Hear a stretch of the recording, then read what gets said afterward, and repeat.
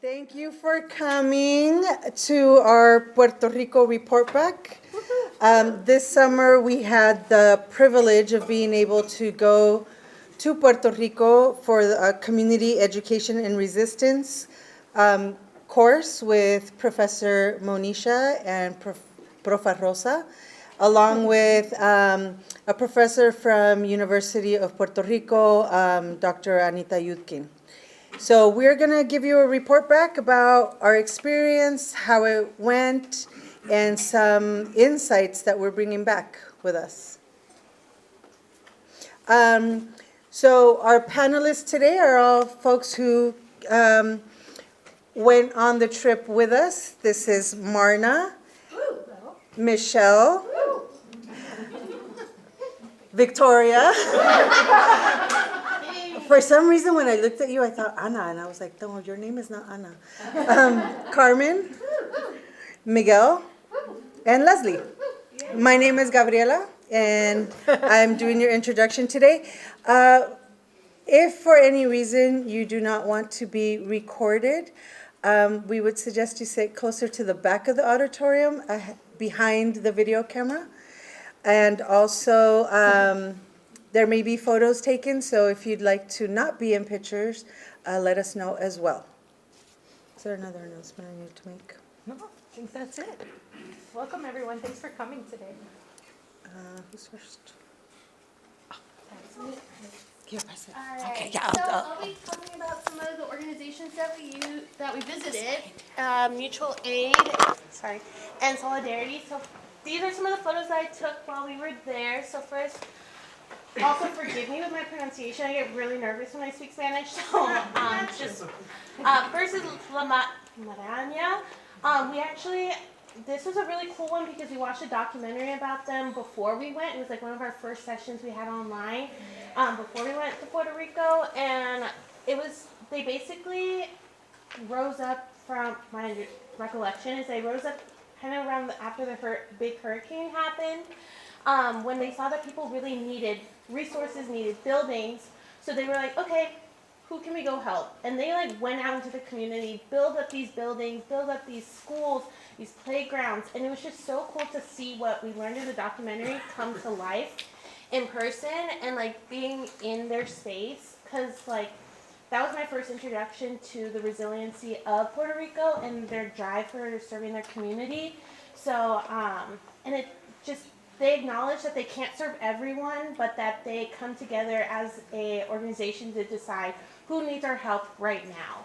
And they just move forward from there. So they're and how they restructure old buildings was really cool. I think one was an old school, now they made it into a community center. So it was really cool.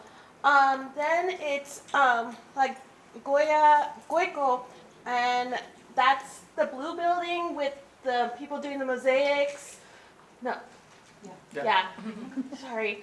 And that one was also, so it used to be an old school that they took over because the governor of Puerto Rico was closing a bunch of schools, and so they were like, you know what, we're taking it back. And they took it back and they made it into a community center where they hold workshops and different events. They were actually hosting a big festival when we were there. Unfortunately, we didn't have time to stop by, but it was just really cool to see the people that were working in there, they all had a smile on their face. They didn't look like, oh, I gotta put this together, I gotta put this mosaic together. No, they were so excited. We saw chair pieces, and it really, to me, it showed that even the simple things, things in your house, can build to something beautiful. And it shows the simplicity of just building together in your community for something greater. So it was really cool. The mosaic was really fun to watch because they're just so intricate about it. And yeah, so that was really cool. And then for Taller Salud, they're focused more on women's rights in Puerto Rico, and specifically Louisa. But when they spoke with us, they talked about how they help. I lost my train of thought. Hold on. Help navigate away from violence in their community. What is the word that you guys all use? Interrupters, yes. And so basically, they see that there's a lot of violence in their community, but rather than getting the police involved, they go in and they work with their community to help reform, because the best person to help you is someone that knows you or knows what you've been through, that lives with you. The police may not know that. And so it was cool to hear that they have like these workshops, they hold graduations, hold classes to change the trajectory of people that are going in a violent way, like adapting in violent terms. But they were like, people in our community call us before they call the police. And I think that really speaks volumes to their small organization can do great things. And so, yeah, it was really fun to see how it really moved me, seeing community come together, support each other, and not relying on the government or government officials to take care of them. They're like, no, we see a need, we're doing it. So it was really nice. Anything else you want to add? No, it was just like a really, I still think about them all the time. Just looking back at the photos to send, I was just like, wow, we went there, and like trying to remember like everything we talked about, and like I just came back so moved and so jazzed to like find ways I can be of support of my community here in the Bay Area and beyond.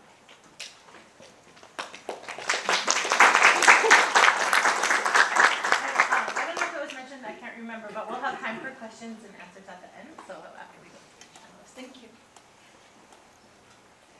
So I am going to talk about our day 5. It's all a blur to me. But on the 5th day, we made our first visit was to UPR, the University of Puerto Rico at Mayagüez. And it was a stop. It was actually their graduation day, and it felt like we had the campus to ourselves. So we went in to a conversation with Professor Eduardo Lugo, who is in the Department of Psychology. And his connection is that he is a clinical community psychologist.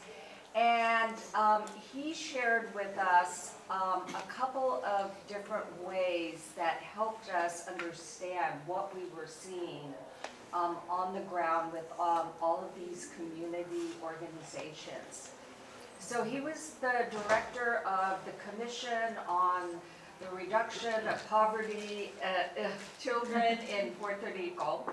And he shared these incredible results of surveys, statistics, facts about poverty and the sources of poverty, particularly in post-Maria Puerto Rico.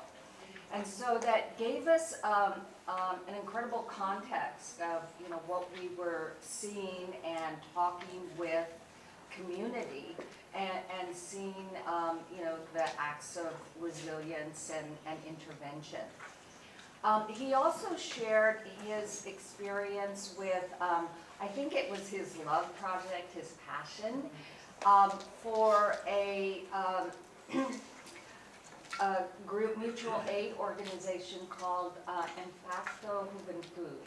And it was a youth-led, young people-led group that took young people, brought them together to address social justice and community resilience. And one of their projects was called Aula en la Montana, which was a project that worked with a community up in the mountains of the island, Barrio Lucio, a community of about 300 households that were, a corner of the community that had been historically neglected and abandoned by local government. So, for instance, they had, sketchy running water. When they had running water, they had energy issues, housing, and their biggest ask was for help with their youth in terms of educational support, developmental support, because they were suffering because of these consequences. So in the end, Professor Lugo showed us a 10-minute, or maybe a little bit longer, documentary called Todavía Estamos Aquí. And it documented the group's activities in the community. And so the upshot was, after we saw the 10-minute documentary, I asked the filmmaker, one of the filmmakers who was there, if they'd like to screen it here in the Bay. And this is actually my final report, or my final project, in creating a screening and a teach-in, if you will, with this filmmaker, in partnership with IME and the San Francisco Main Library's Latinx Center, along with community partners like the Social Club of Puerto Rico, in San Francisco, Fist Up Films, and a number of other, allies. So that will happen in February 7th, which is very timely because it's the Saturday before Super Bowl, and all the controversy of having Bad Bunny do the halftime show. So we'll have the event right up very shortly. We have a capacity for 200 people, so RSVP and come and enjoy. Hopefully we'll have a bomba performance, the screening, the panel, and a reception afterwards.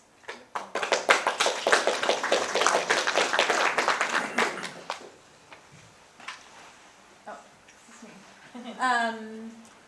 Okay, so we went to a couple of different organizations that were really focused on climate justice efforts in Puerto Rico. Maybe we'll take a moment. Oh, Just so that, what's that? just so that they don't, go ahead. So one of them was Casa Pueblo, and the other one was El Puente. So I'll talk a little bit about both of them. Casa Pueblo was in a region of Puerto Rico. It was the southwest part of the island, in Adjuntas. And the organization is working to build solar grids that will sustain this community during large natural disasters like Hurricane Maria. Part of what we saw in Puerto Rico is the people who were most cut off by resources were people who were in kind of the smaller villages, people in kind of mountain villages.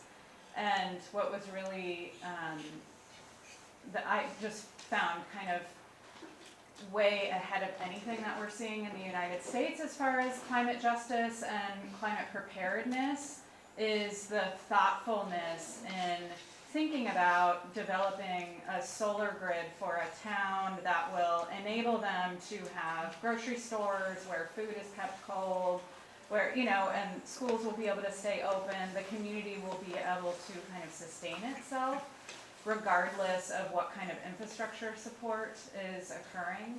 And they're working with university, I think there was a graduate student, PhD student from University of Michigan who was there while we were there, but it sounds like they work with a lot of universities in the United States. And they do a lot of other things as well. They grow coffee, and they have a school that Miguel's going to talk about. But the house that they're in kind of has these beautiful gardens in the back. They have a podcasting setup that they do.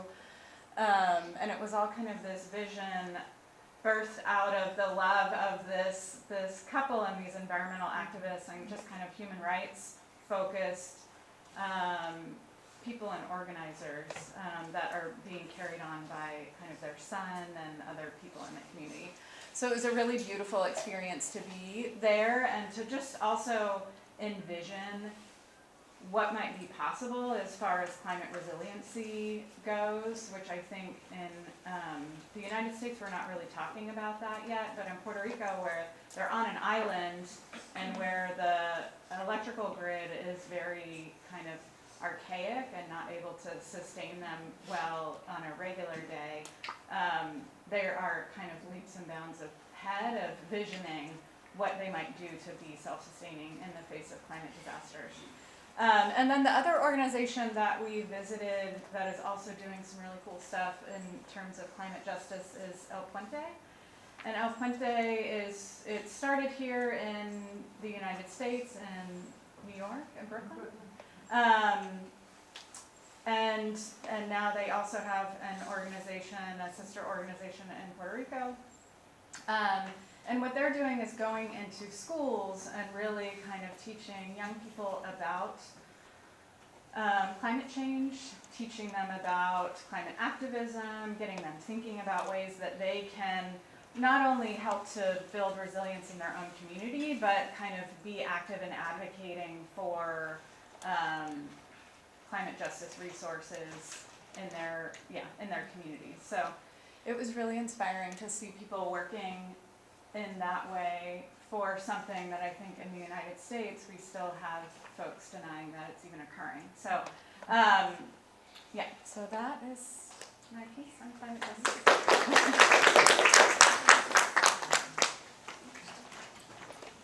Oh, that's me. I'm going to talk about some of the schools that we visited. I'll start with the school that Michelle just mentioned. It was tied to Casa Pueblo, and it was called Escuela Bosque Escuela, sorry. And so Casa Pueblo is already up in the mountains of the central part of Puerto Rico. And then we took a little small bus because the bigger buses couldn't get there and went higher up into the mountains. It's probably about 20, 30 minutes up from where we were. And it was just, first of all, it's a beautiful drive to get there because all you're seeing is jungle and you're seeing people's houses. It's just a really beautiful drive. And then we pulled over, we took about a 10-yard hike up, and there's this beautiful big gate. And we all stopped there, like we have to ask permission of nature to go into the school. So we stopped, we paused, we asked permission, and we went in. And they had 3 different classrooms excuse me, that they took us to. But each of the classrooms was just this big open space in nature. They're just really focusing on teaching children about, and adults, that there's different ways that you can envision what a school is. Education isn't just that formal lecture in the classroom, or sitting at a computer in the classroom, but it's like being in nature. And they talked about the water systems, they talked about the mycelium, they talked about all these different ways that nature can teach us and give us lots of lessons. The stream there is from there, and then this is one of the paths that we had to walk up to get to the classroom space. Another great school that we visited was called Escuela Montessori. That was in La Parguera, in the very southern part of the island. I think that was probably my favorite spot that we visited. 26 years as a classroom teacher and administrator, I loved that experience. It was a school that had been partially destroyed from the hurricane. And it was interesting to me, they measured time from before and after Maria in Puerto Rico. It had such an impact on everything in their society. So this was one of the schools that was damaged severely by Maria. It was shut down, and the committee was like, well, we need the school back. So they went in, they cut the locks off the front doors, and they took over the building. And there's a law in Puerto Rico that says if there is art on a building, you can't take it down without the artist's permission. So they put murals on every single building, so that way they cannot destroy the school. They also built an outdoor classroom that was basically just a kind of like a tent-covered area, and they called it the classroom without walls. That way people can be out there, they can still have their teaching time, but you're not cooped up in a small classroom. So that was really, really beautiful. And everything about that school was just so focused on the student experience. The students chose the murals, they chose what was going to be depicted on them, they helped paint them, they looked into the history of their neighborhood, they depicted some community leaders onto the murals, so that was really great. And then one of my favorite parts about it, and that's what this bottom picture here and the one on the far left is, they are growing mangroves. which are very difficult to actually grow outside of the natural environment. But they created a system there where the science teacher, who is a visiting professor from UPR, MyOS, and taught them all about the way the ecosystem works. So the fish, through all of their natural processes, deliver the nutrients in the water. The water goes out to the mangroves filter the water, then it goes all the way back to the fish, so they have fresh water constantly. And all of this system is powered by solar power that the students themselves built and are in charge of running and making the entire system, which I thought was really fascinating. And the other part that was really cool, they're building a museum there for the marine life, so they have a full manatee skeleton and all these other different creatures that they've got there to display for the students. And then they're also working with UPR MyOS to collect meteorological, atmospheric data. So they took us into the classroom, and it was a student, it was the daughter of the director, who was a junior, and her best friend, who was, I think, a rising sophomore. And they both kind of just talked to us as if they were scientists, because they knew the data so well, and how they collected, and what they're talking about, and the impact of the salination on the mangroves, and all these different parts. I was like, your science is way over my head, because I'm a history teacher. But it was just so amazing to see the passion with which an adolescent could talk about this real hardcore scientific data. So that was impressive. They also have a community garden that they have there, that they have to have it really fenced off so the iguanas don't get to it, because there are vicious iguanas out there to get their food. I think that was that one. And then the last one I want to talk about is CPI, and that's the Center for Investigative Journalism. They do lots of different type of investigative journalism. But the two that spoke to us were specifically reporting on education.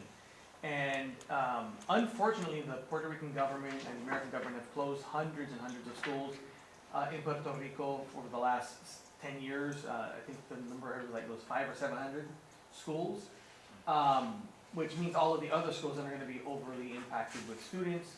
And so all of their investigative work was trying to really highlight, these are the problems with the educational system, this is the corruption of the government that's leading to this, and they have to be very careful about where they're at and how they're reporting things, because obviously, bringing to light corruption of the government doesn't make friends in the government. But they were very active and very committed to sharing all this data, because I think it's important for the people to know this is what's going on in our country, this is what's going on in our territory, and we have to make sure that we are bringing to light all of these injustices so that we can fight and advocate.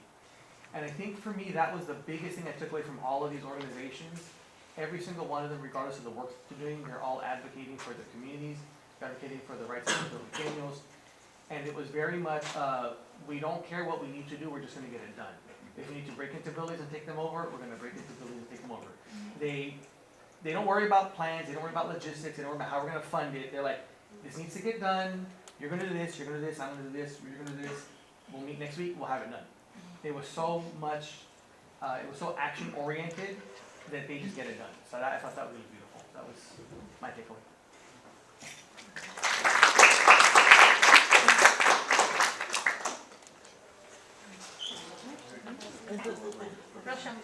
You go first, because then I'm gonna. Oh, okay. Hi. So I was really excited because Puerto Rico was very similar to where I had kind of called home, which was New Orleans. And one of the things that made it really easy for me to bond with the people there was food. And so if you're not familiar, there's an anthropological study or a sociological study, which is called foodways, which is not just looking at how different societies form food or the food industrial system, but it's also looking at food from a socio-cultural perspective. And while we were there was a lot of food that we ate. I think we all had pollo a la plancha way too many times. But it was really interesting because some of the people that we talked to essentially had some story or some bonding experience that they had with food. So for my final project, I looked at some of the ingredients that were very popular within Puerto Rico, and I was able to kind of make a little cookbook that includes those ingredients, but also tracks ingredients that maybe weren't native to Puerto Rico, that allowed us to talk about the colonization that happened, what different groups were there at the time, And then also kind of talking about like silly things like chickens and like when PETA was complaining that chickens were at the Bad Bunny concert. And so looking at how food and like the systems of food that we have like help us bond with one another, but also tie us to the history of a place as well. I don't have copies of those for you, as wonderful Gabby does, but if you would like a copy or you would like to look at it, I do have a link where everyone can have access to it for free. And we can pass around this one copy that we do have. Because of For my final project, we thought it would be helpful if we put together information about all of the organizations that we visited. And also there's a lot of photos of us in Puerto Rico. We were very careful in selecting the photos. There are some things that happen in Puerto Rico that stay there. I didn't see anything. I thought it would be helpful if, after reading the introduction of what we did and why we did it, if you would be able to see a map of the island and the different parts of the island that we went to, as well as where the organizations are located, to be able to situate what organizations are in what areas and why they do what they do there. Then the following pages just have like a small description of each of the organizations, some contact information. On the digital copy, the titles of the organizations in red are clickable links that will take you to their sites, their Instagram, whatever, however they have access. And we were able to visit a lot of places that have such a significant impact on the communities on the island. And the focus of our trip was community resistance and education. And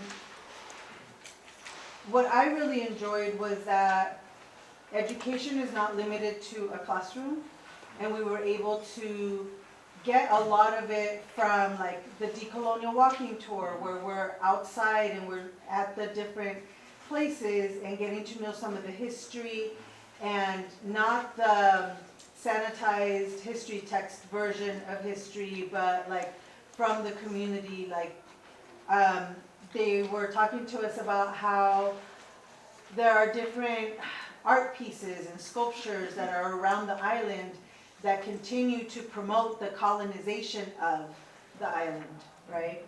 And then there was art in so many of the places that we visited.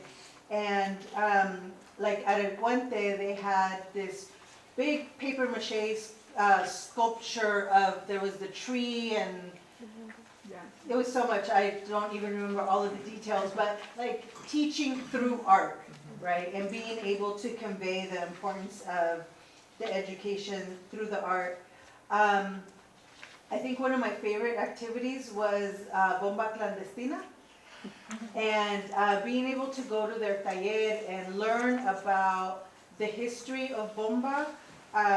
It's a tradition that was historically criminalized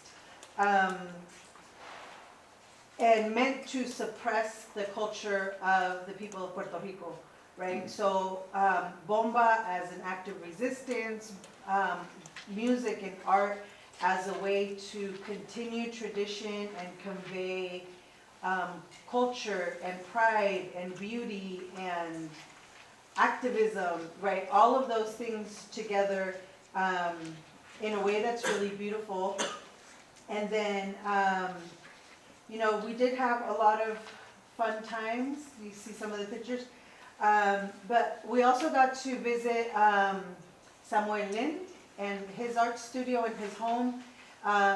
He is a significant artist in the town of Loíza.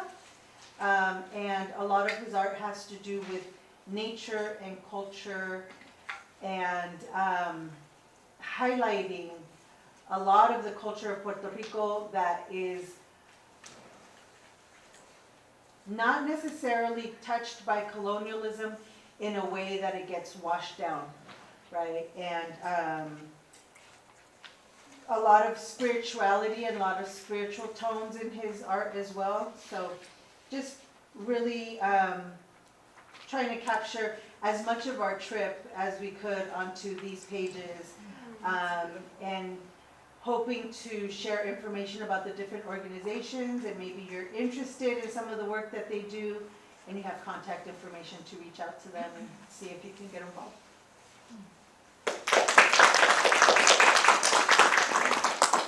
Okay, well, thanks to all our panelists. Before we move on to questions and answers, just a few things. I see Jasmine is here. Jasmine is also on our team.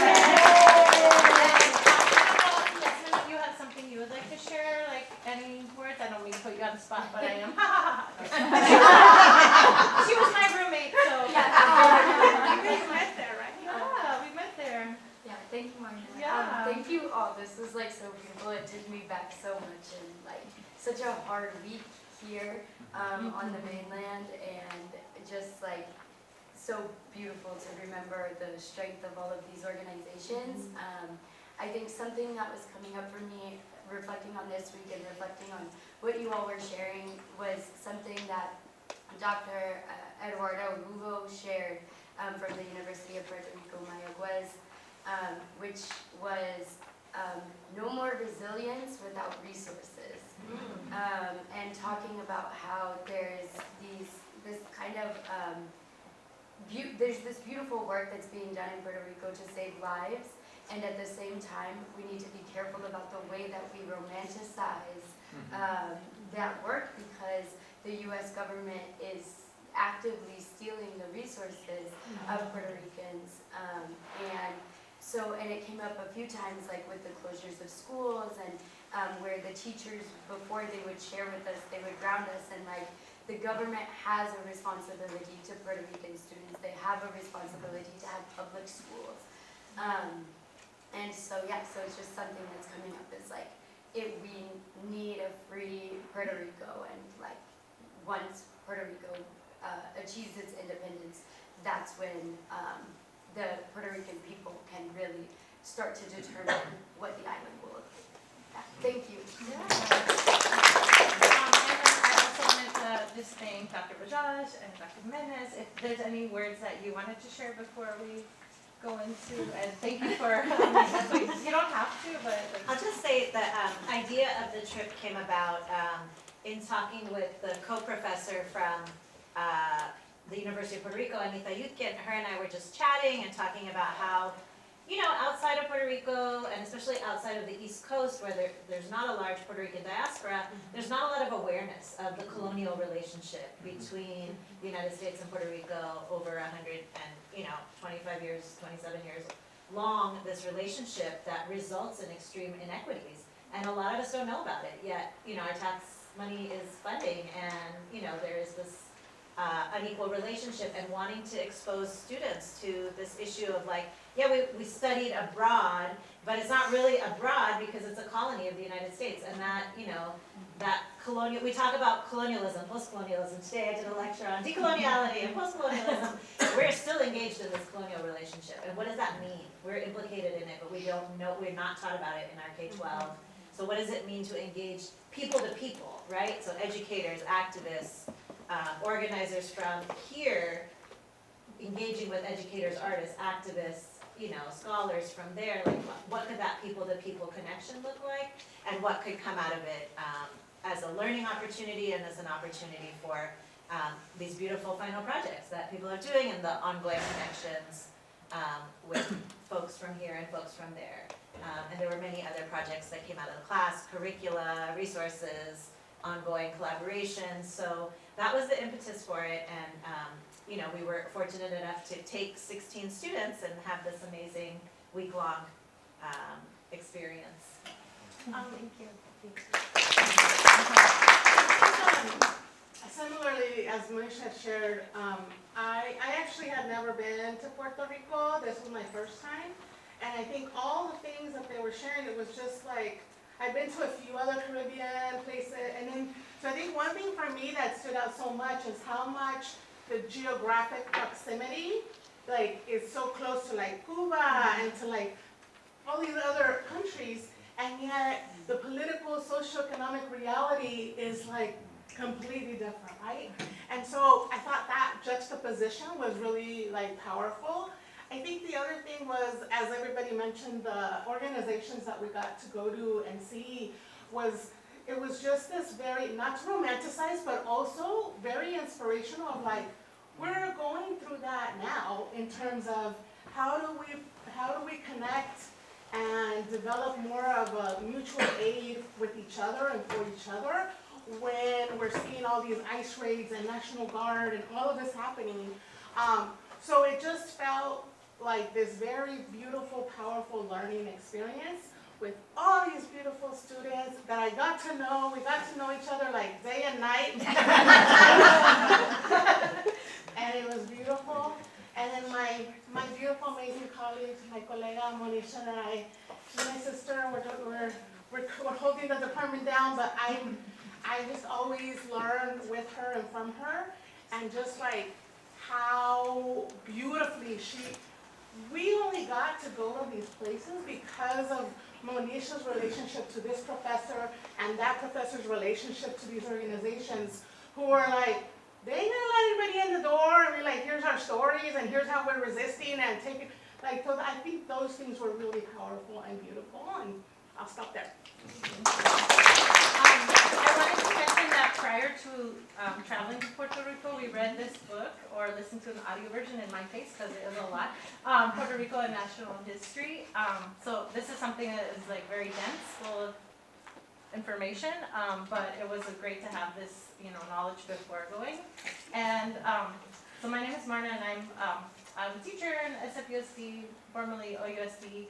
And then I also work as teacher ed here and also in the IME program. And so I was wondering, I know there's some prospective students here. Can you raise your hand? I won't make you speak, but any prospective students? Yay!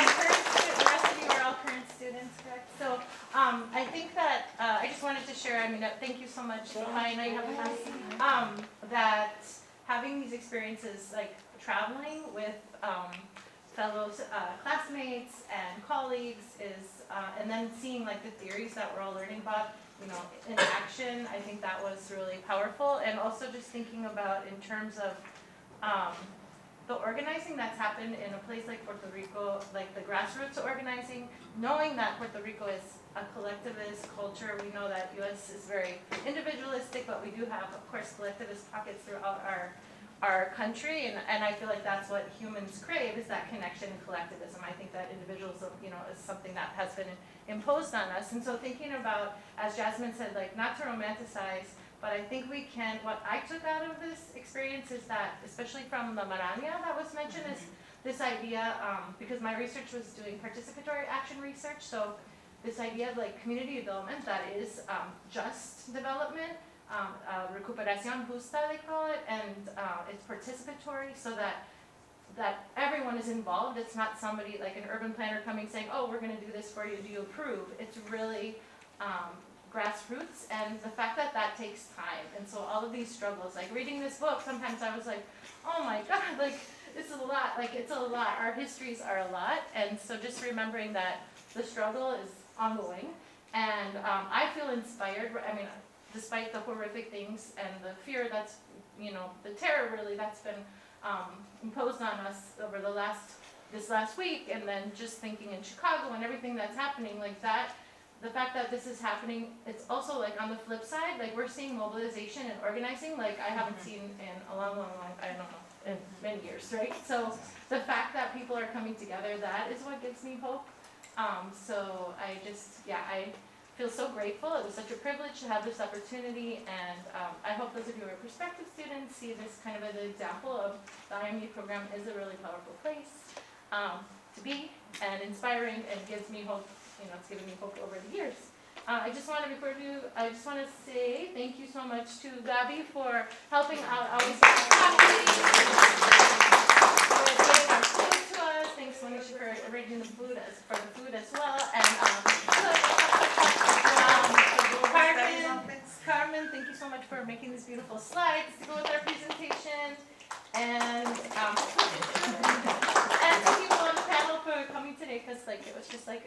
people wanted to show up and share this with all of you. So Can I say one thing? Yes. Our trip was 16 students from across programs, so not just IME. Okay.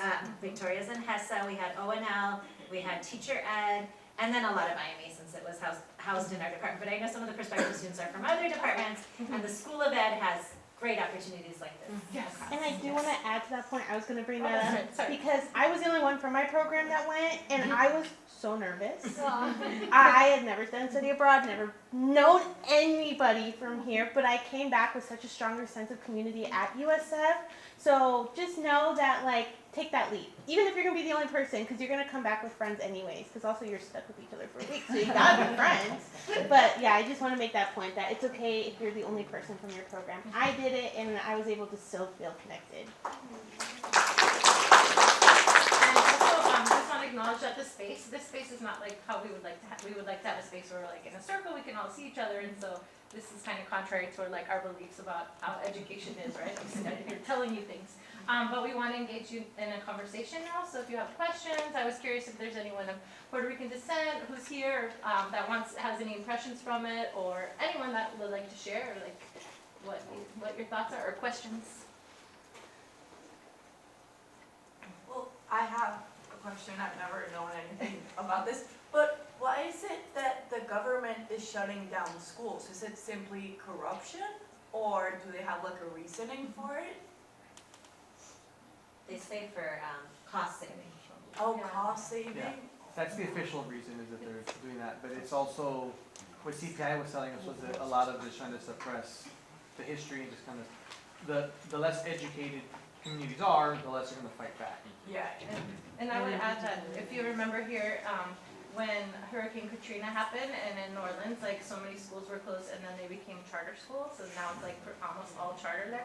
That's similar, like schools have closed, but then some have become charters, or they said, oh, there's not enough students, like we see closures here, oh, declining enrollment, but they don't really, like in the Centro Investigativo, they didn't really have, like, some of the kids are not accounted for, so they're like, they don't know, are they not at school, are they here and not at school? It was really pretty crazy.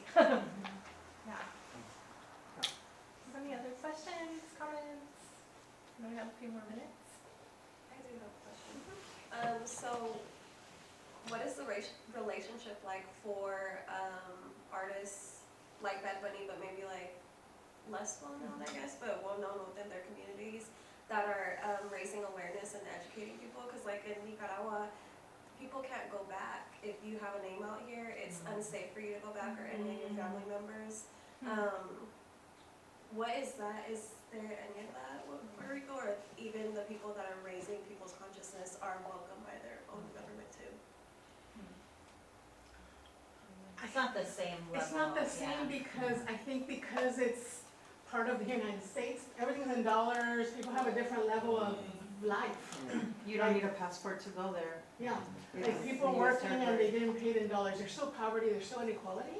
But it's like, I think for me, that's what was the most stark, is like going to a lot of Latin American countries and then going to this and be like, I'm kind of like in little Havana in New York or something, I don't know, like it was like all these juxtapositions. So it feels to me like that part, but I don't know the full context of it, but it doesn't seem like that element is playing out in that way, the way it is in like Nicaragua or in other places that have a very CPI talked about the risk, like they exposed a lot of corruption in the government, and that they were facing like threats from that, from unnamed sources. Right.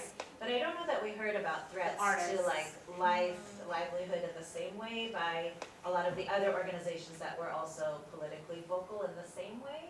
But yeah, like what Rosa said, like some of the stats were just shocking, like that Professor Lugo, who he's a professor and he also heads the Puerto Rican National Institute of Child Poverty, and like over 55%, I think he said, of children live in poverty in Puerto Rico. Like the numbers were astounding when you think about it. You know, just like how many people are really like living below the poverty line and what that means for their families and their households, and And I think too, like the ways that, you know, even there are ways that states here on the mainland would get certain types of resources for different types of emergencies, you know, even we saw with Hurricane Maria, like that they are not having in the same way. they are not getting the same way, whether it's from the Department of Education, now that it's a hot mess as well. But the ways that like other states here would, like in terms of funding or in terms of things, it's like, it's a. It's in and like I a don't- catch-22 because it's not a state, which a lot of people want and a lot of Right. people don't want, but it's also not its own independent Yeah. country, right? Because like, I don't know, during Hurricane Maria, I remember a lot of people talked about the Jones Act, which was passed, I think, like 100 years ago, which doesn't allow aid from any other place to come into Puerto Rico. So after Hurricane Maria, ships were sitting there with water and food trying to feed people, and the US military would not let them in because of the Jones Act. So there's all these like ways that this colonial relationship, like you don't get the benefits of being a state, but you also don't get the benefits of being independent where you can engage on your own. And then like, the power grid has been privatized by private companies. That was forced on them by the United States Congress under Obama. And and it's, that there were blackouts all the time, and like people are really like, if you have medicine and it's in the fridge, it's gonna get spoiled. If you need an elevator and you're elderly and can't get down, you're stuck. And so there was just a lot of aspects of that as I think well. Jasmine Also, has, oh, sorry. a lot of laws were being passed, and now I don't remember the name of the law, but giving huge incentives to like US investors, creating like, whether it's hotels or condos or da-da-da-da, and really displacing a lot of the local communities or, yeah. Jasmine? I just wanted to extend your comparison to the United States and like if you've heard of COINTELPRO in the like beginning as early as the 40s, 50s, and 60s in the United States, like the same CIA, FBI-led assassinations of Black Panthers and revolutionaries here in the mainland happened in Puerto Rico, like literally the United States government, like not the Puerto Rican government, but like there were revolutionaries in between the 40s and the 70s that were calling for a free Puerto Rico and building an independent party to take power over the U.S. And the U.S. Huge counter-revolution, assassinated, put them in prison, conducted nuclear experiments on them. And so to extend that comparison, COINTELPRO in the States never stopped, right? It never ended, it just shifted in how it became more ingrained in our cultural institutions, so that way we have a different sense of what resistance is, and we separate the movement, or we equate the movement to our institutions, whereas the movement is actually something very different. And so I think similarly, COINTELPRO in Puerto Rico hasn't ended, it's just shifted and it's been more embedded. But in this time of new waves of revolutionary thought, I think we'll see increased attacks, but we'll see increased resistance as well. Any last lingering questions? Only for professors, Misha Pataj and Professor Jimenez, is this something that potentially will return? It was really hard to plan, and Monisha put in extra tons of work. So our thought on this, and mentioning churches, is recently the Global Studies Education Office. Global Citizenship, no, Center for Global Education. Thank you. Which helped support and organize some of the logistics around this as well. Was reaching out, was like, do you guys want to do another one? I'm like, not yet! Because it's a lot of work, but it's such a beautiful experience. So what I shared was we're hoping to not, in a few couple years. years, Yeah. stagger it, because we're a tiny little department, but we're hoping to, yeah. Thank you, everybody. Thank you everyone for coming and taking the time during your lunch break or your day off. And thank you truly to Marna who planned all of Thank this. you.